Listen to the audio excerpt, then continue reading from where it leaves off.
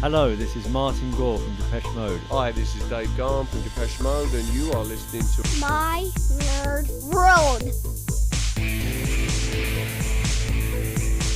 It's Depeche Mode, the podcast. I'm your host, Jon Justice, with this bonus episode.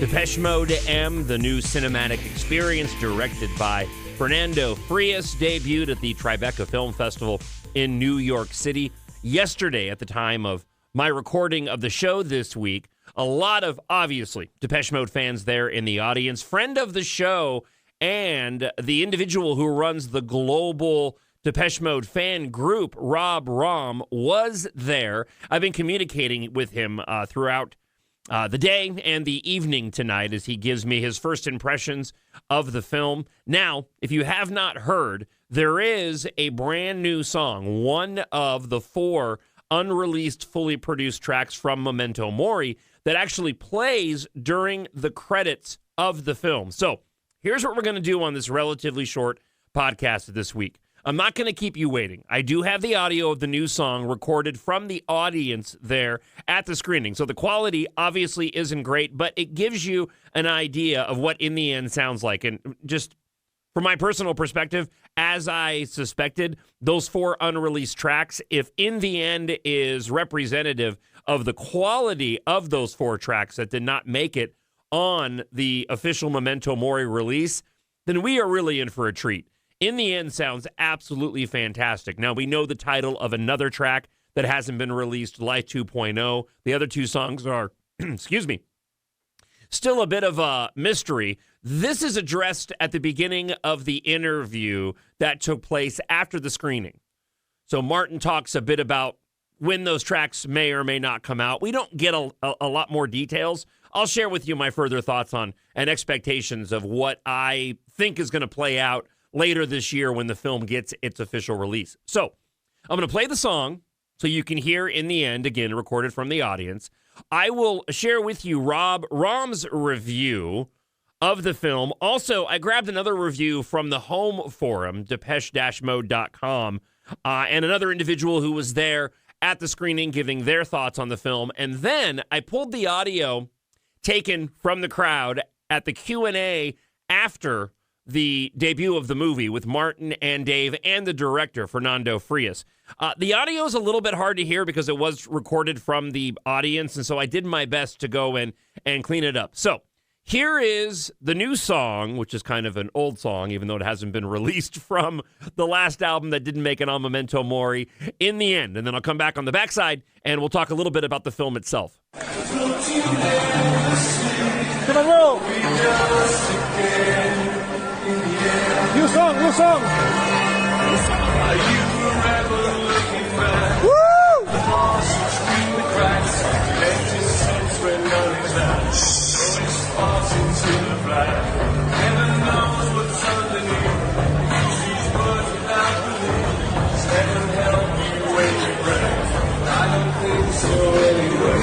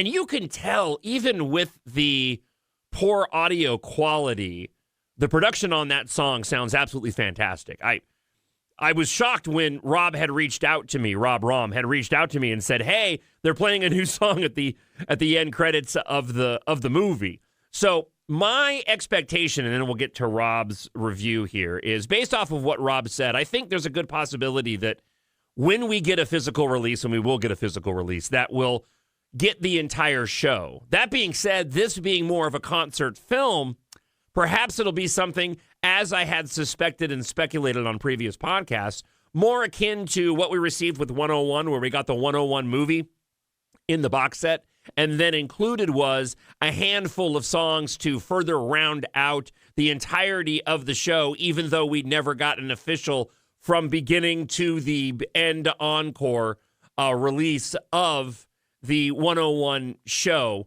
in video form. Of course, we got the album 101. So this is what Rob had to say to me, his initial reaction to the film, and hopefully we're going to get him on the show where we can talk more at length about his trip, his further thoughts on the movie next week on the podcast. But Rob had this to say. He said, a great concert film. The cinematography and audio were phenomenal. I expected it to be more of a documentary, but it felt more like The Strange release with little segments between videos. It was a great capture of the Memento Mori tour, and it felt like a good capture of that tour more than necessarily a documentary about Mexico. Overall, it was great, and everyone that I've spoken to thought so as well. He goes on to mention, in the end, was used in the credits. There is only one Martin song in the movie that he sang. He did not mention which track that was. Ghosts Again was actually in the credits and not in the movie itself, which is a bummer for me because that's my favorite song off of Memento Mori. I asked him whether or not he felt that we would get a full concert release along with this, or because it was more of a concert film, if he felt like this would be the actual concert release.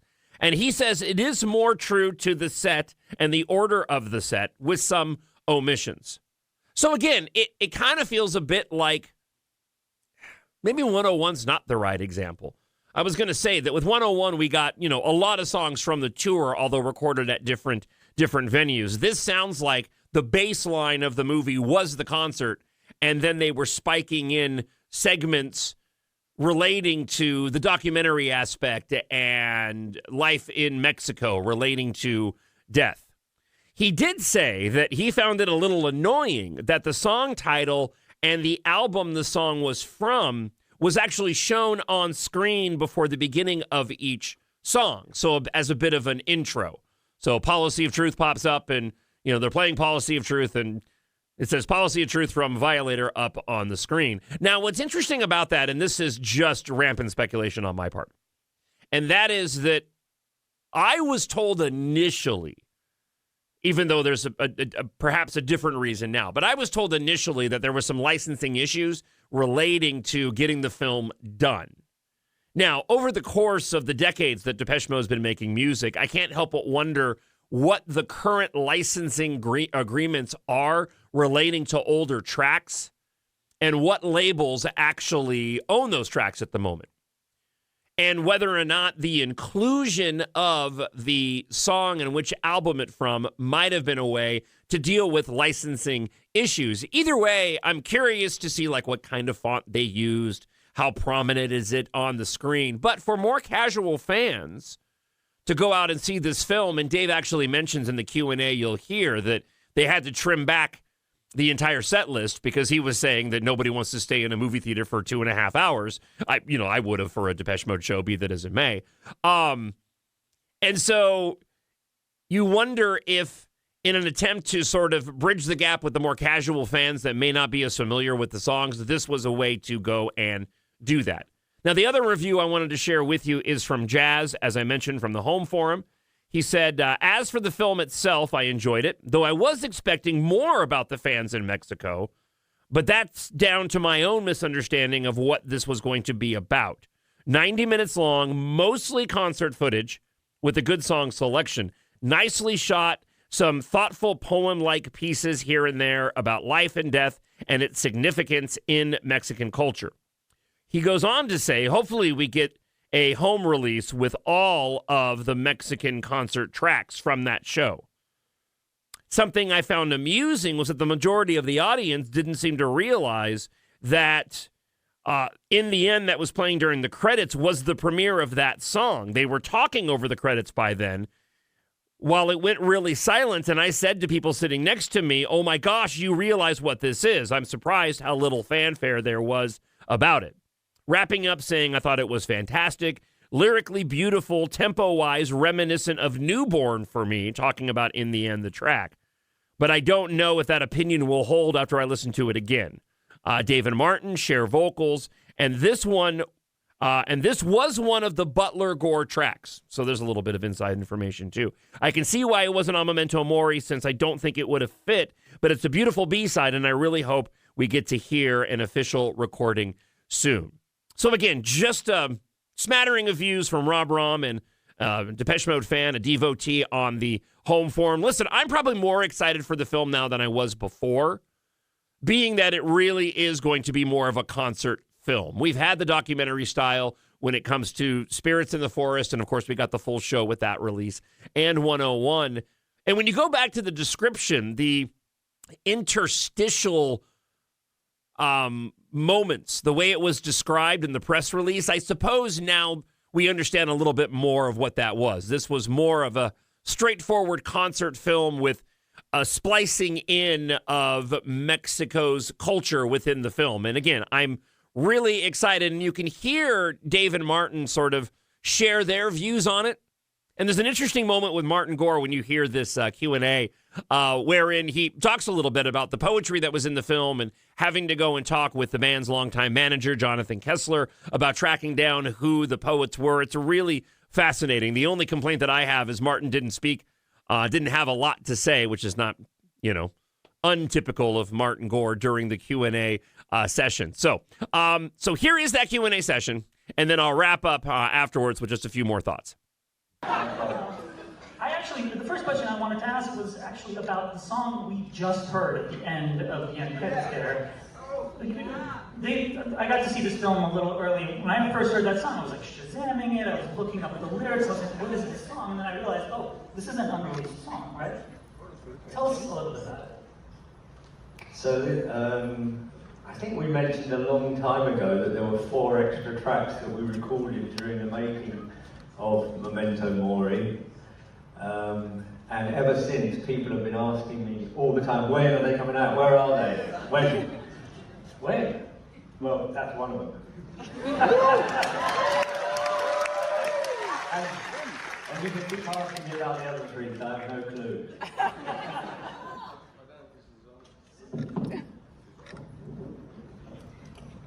Hello, can you hear me? Yeah. I actually, when we were watching various edits of the movie, that was put on quite late in the credits, and when I first saw the credits or whatever, I was like, I know this song. It took me a minute. And I was like, oh yeah, we did that. Yeah. It's a beautiful song. We were talking a little bit with Fernando earlier about how this project came about, but tell me from your perspective sort of how you decided to actually make a movie of these concerts. Well, it's something we reluctantly do, to be honest, from our point of view, we always historically have recorded the shows at a certain point of the tour somewhere, and this opportunity came up to do this in Mexico City, and really this is Fernando's concept and idea and everything behind it. And in a way, even though there's a lot of our songs in there, and not all of the set, if you would be bored out of your mind, and it was, 2 hours something, 2 hours and 15 minutes, and the film would be too long, I would walk out anyway. But so there was a lot of stuff taken out, but he kind of, you know, it's a constant, it's almost like the songs, lyrically, everything performance-wise, they are a sort of complement to the concept. How does it feel like, how does it feel watching this? Because this is, I mean, you're watching yourselves, obviously, but also this is another artist's interpretation of your work to a certain extent. Also, I mean, other artists, because there are other artists involved in the film. What did it feel like watching? I loved it the first time I saw it, really. I learned a lot. You know, I really liked the poems in it, and I had no clue who those poets were, and I had to get Jonathan, our manager, to reach out to Fernando to inform me on all this. So, I mean, it was a journey, really, very educational. Fernando, tell us about how you assembled these ideas, these people, these poets. Yeah, I think like in every project you find it as you go, right? And it's more so with a documentary. So we knew the elements, you know, we knew that we didn't want to work with interviews, or we didn't want to feature fans as it had been done before, you know. Also, like, I was listening to the songs, and I put together, you know, like, a document with the inspiration taken from the music, and I mean, there's so many things, but like, the most important thing was like, it's a tour of Memento Mori, you know, and Memento Mori meaning remember you must die, and thinking, well, life as we know it, it's something limited. So I was inspired by limitations, right? Like by the, but that's why we're using these old formats, even to kind of random people in the audience, or my friends' kids, you know, or different ways of playing with it, and yeah, like working around those limitations of and trying to find, you know, metaphors, also like demystifying the idea of like Mexico and Day of the Dead, you know, the kind of the cliches, but wanting to actually really go a little deeper, or open the discussion about like why are those connections normally made, you know. And so it was a very, very long process, and I have to say, we were finding it on the way, and one of the most enjoyable things was like the editing process of the songs, right? Each song we decided to have some sort of like style or personality to it, you know, and it was really hard to decide which ones to leave behind, so we were like communicating and navigating that, and yeah, we had a lot of fun, you know, like reaching the limits of the formats, like the editing, and kind of playing around like the inexactitude, you know, like because of, I don't know, we feel like we live in a days where everything needs to be more calculated and exact, and life itself is not like that, so I wanted to play with those concepts and represent like just the energy of the music. We were talking.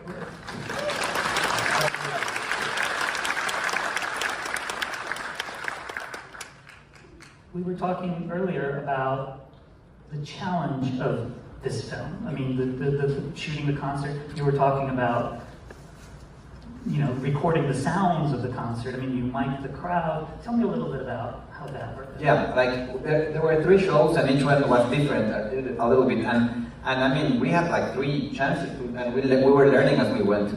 So, for example, with the cameras, you know, like the cameras that are used for the show, we didn't want to interfere with that because they are used for the CCTV, right? So we had to play around with ways of how to use it, you know, and that's why we kind of record from televisions and all that. And the same with we really wanted all of the audience, because they were like singing all throughout, but also in the edit we were like finding that we wanted to be really intimate and on stage with them, you know, and earn that, you know, like collective experience, and open up in the second to last song, you know. But of course, there's so many complications, because like the moment you want to like listen to the crowd singing, in the microphone set for the crowd, you can listen to the music coming in there, so that affects the mix of the music. So it's a complicated balance. So yeah, it's like a little bit of a complex process. But I think it worked really well, because the I mean, we feel that crowd throughout the film. I mean, it really does feel like we're at a con. And thank you to some of you folks. Like, obviously, everybody. Most of the people in here.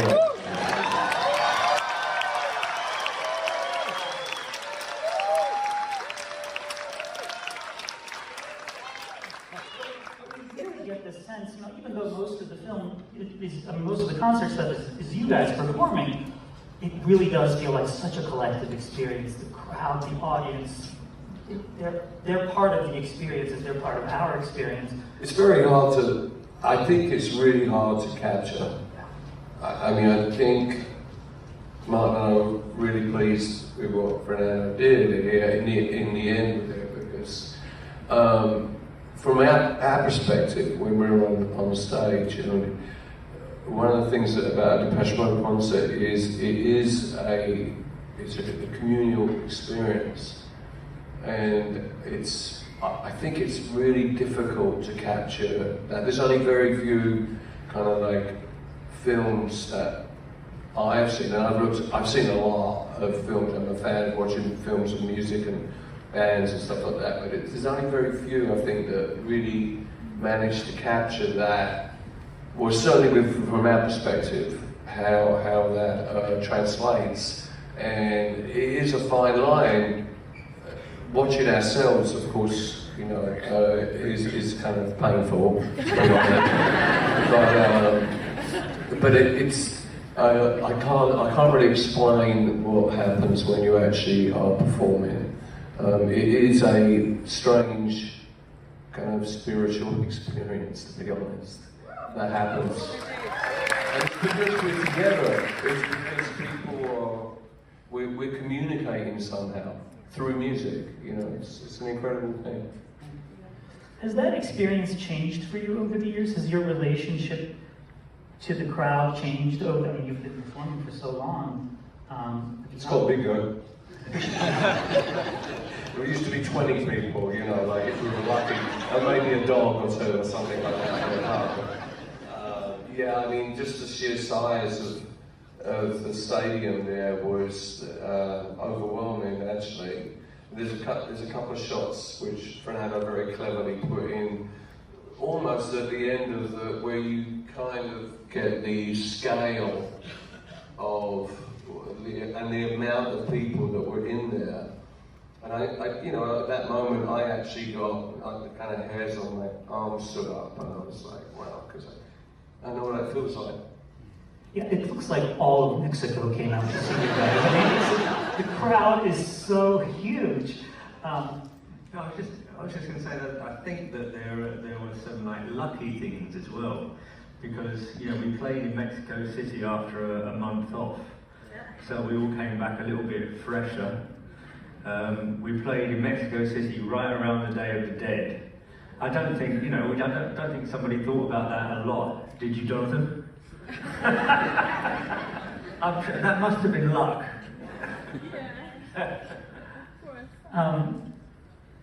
So to go back to your relationship with the crowd, I mean, Dave, your performance style is so energetic, so flamboyant. Has it always been like that? I mean, have you opened up over the years?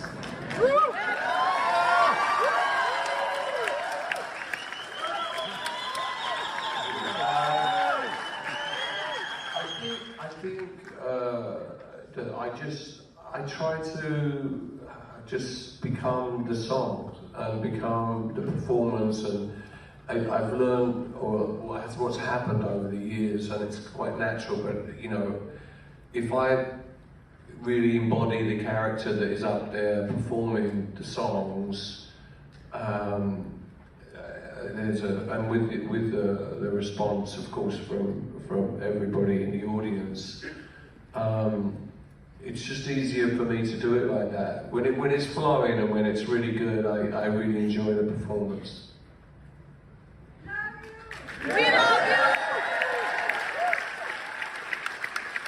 Yeah, I was taking notes trying to figure out who you reminded me of. So I was like, oh, Mick Jagger, James Brown. And then I realized... I nicked a little bit from everybody, so... Well, the one, I finally realized what you reminded me of, the whirling dervishes of Konya, Turkey, who are carried away by the spirit and the music. And it was just, you know, there's an exaltation. It's a bit of both. I mean, life and death is so close. It's such a close thing. It's just so fleeting, you know. But when you're performing on stage, and I'm sure Martin agrees, it's a moment. You're really in the moment, you know. And you know, at the end of the day, that's all we really do have, right? And I think the film captures that really well. I mean, not, you know, both the concert footage, but also these other works that you've interspersed throughout. There is this sense of, you know, we're all kind of hovering between life and death, and the music captures that. And that's been the special thing about your music for so long. I mean, you guys sing about, you know, dark subjects very often. Yeah. But you dance the darkness. And I think the film does that too, in connection with the Day of the Dead. I think really, really reinforced that. There is a playful aspect to death, yeah, of course there is. No, and of course, like many things, like, you know, like they were saying, like it's hard to capture, right? Yeah. So and there's some elements about being playful with darker subjects, right? So for example, the idea of like, you know, the artist who says like, oh, bringing out something from the screen and to make it look as if it's alive. So yeah. We knew that we were, you know, like trying to capture the energy of that concert and putting it on the screen, but then how do we kind of embrace that and make it even like somehow meta, you know, yeah. to kind of project the idea of like, we wanted to become alive again. So it's that kind of thing. And also at the same time, we knew that this is I knew that it was a concert film, you know, so we had to build those segments very carefully so they didn't take over, or, you know, it was to find the balance between those, you know, so and have like different perspectives or voices, or some are more poetic, some are a little bit more playful, some are a little bit more informative, you know, but yeah, because at the end of the day it was really hard to figure out like which songs should we let live out, you know, and all that. Did you find those artists, those segments, after you shot the concert, after the concert? No, some I had, you know, like some is like I'm using footage from like I don't know, like from one that I shot myself like 25 years ago, you know, and going. We played a lot with like analog versus digital technology and finding like, you know, like those accidents and bringing them in, and then we opened the segments and we knew what we wanted them to be about. Some we really put them together easily. Some others we invited the poet, for example, and then once Daniel Jimenez Cacho, who does the voiceover, read it, like they became something different. So we had to go and get some other images, or, you know, so it was just like back and forth. And you found some fans in the audience too, right? Yeah. Yeah. I mean, how did that? What was that process like? Well, we knew that we didn't want to. Like, there were other documentaries already done about like fans narrating their experience, and we wanted to take it away from like the dead person. So we wanted to keep like the collective spirit of the concert. So that's why you're listening to someone, but then watching the face of other one, you know, and yeah, I mean, but we really found so many fans, and they are super helpful, and a lot of them came from Mexico right now today. Oh yeah.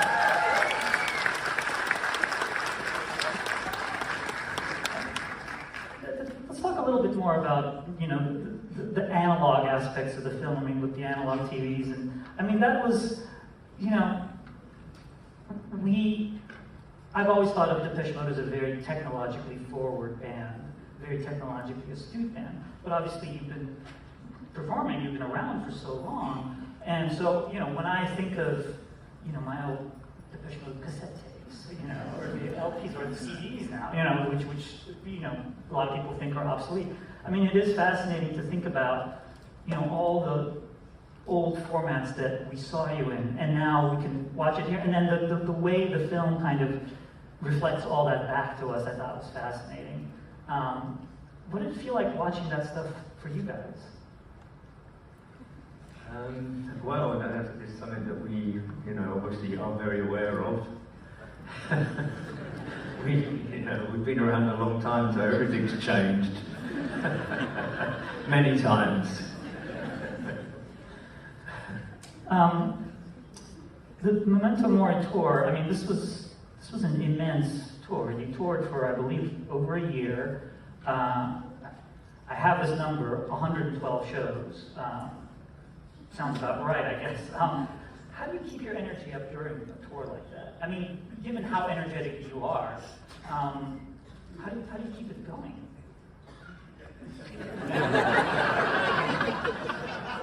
You're asking for the secret. Red Bull? I imagine you have We'll just leave it at that.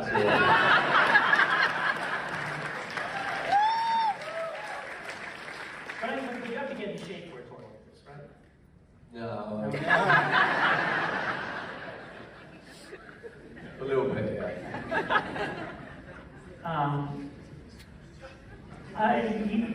You've talked about how you watch other concert films and you're a connoisseur of music and film. Were there other ones though that you've been inspired by over the years? There's lots from different, all different kinds of things for different reasons, really. I mean, from Ziggy Ross to the Rolling Stones, some of the old Stones stuff. I was sort of obsessed with a lot of that old stuff, looking at old blues guys and stuff like that. I think one of the best concert films was the band, the Last Waltz. Yeah, which was Scorsese, but it's just so brilliantly done, and I think it captures chaos and somehow pulling it off. We have a lot more technology these days to be able to do things and create, illusions and, but I think that, like I said before, I think it's a hard thing to capture. I think it really is performance, like real performance, and that's what we try and do.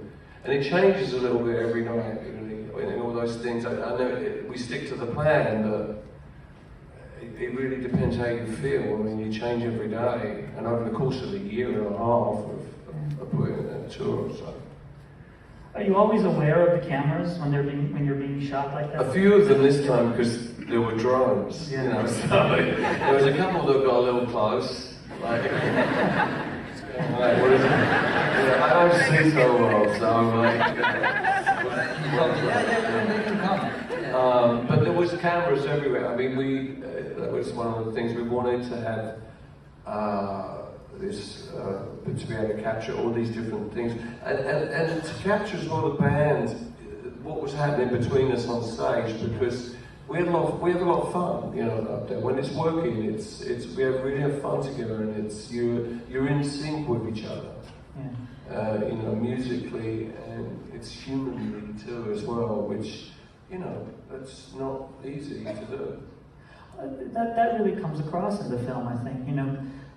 Like it's almost like we're watching a buddy comedy about the two of you. I mean, the interactions. It really does. I mean, there's a lot of inside jokes that go on stage that I won't bore you with. Martin, you've been quiet for a little while. Sorry, that's my fault.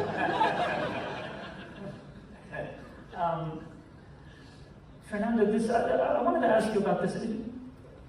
I don't know how familiar you folks are with Fernando's other work.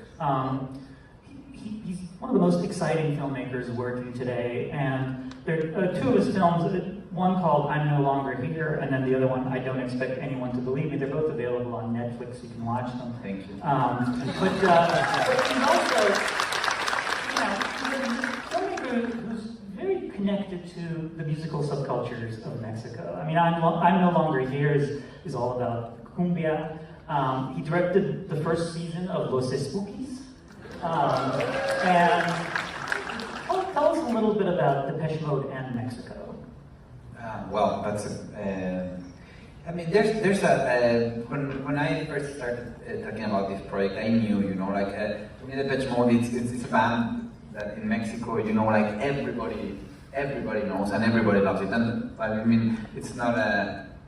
There's a reason for which we decided to shoot this film there, right? It was like 3 sold out, 80,000 stadium capacity, and for me, what impresses me the most about the band is like how well it worked with so many different sectors of the population in Mexico, where like some other thing, like you were talking about, like subculture, they have like their identity anchored to one specific music kind. The legacy and the sound of Depeche Mode is like in Mexico all throughout. For me, it was very, very, very interesting because of course I was directing the concert, and then I have a very different group of friends. From friends who love, like, I don't know, hardcore, to other friends who are like now listening to what their kids are listening to. And when we were shooting, like, it was very, very exciting because everyone came together, you know, and everyone was like, hey, we want to be there, we want to help you, you know, and it was super funny because like all of the spectrum of my friends, like, and I think all of the spectrum of Mexican society kind of like see themselves in Depeche Mode also because of the amount of time and you know, like the songs that have accompanied them for so long. You know, I can relate to a very specific period of time with I just can't get enough. You know, and now of course I will always remember Memento Mori as the opportunity I got to make this film, you know, which has been an incredible process. So it's something that keeps lasting, you know, and building such a strong legacy. And I think Mexicans connect very much with that kind of like nostalgic aspect of like things that represent a particular moment in your life. And I think that's also something that other music have in common. I'm sure it's important to point out, I mean, there's literally hundreds of people that are involved in making a film, any film, but in this one in particular, and you are trying to capture something over a few nights, and it's, you know, it's like a military operation. I mean, just that crew alone is 100 plus strong, but then there's all the people that work for us. When you hit a city, there's all the people from Mexico that were involved, and all the people on the film. I mean, it's a great thing. You know, it's a really communal thing. And also, like, with the fans, because, you know, like, the first day I'm seeing the show is the first day I'm shooting. So we're learning a lot, but you guys took off a month, so that was enough for like someone, like someone went online and stitched together the whole show, I don't know where in Europe, on YouTube by finding like, you know, like pieces of little videos that were recorded on their iPhone, but that's such like a you know, like a work, you know, so that's how I was able to watch the whole concert.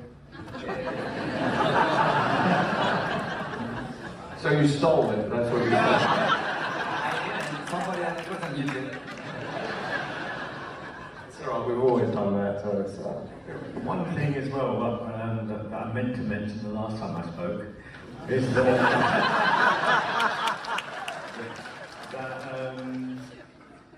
you know, we've put out many films over the years, and the majority of them, you know, live films have been recorded in Europe, and some have been recorded in America. And so I think it was really important and great that we got to do this in Mexico. We've had so much support from Mexico over the years.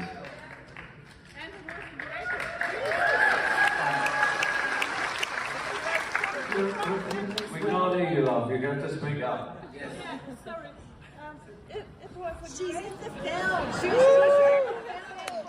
experience to come from Germany to Mexico and to see all the 3 shows. I'm so happy that I was there, and it was really amazing.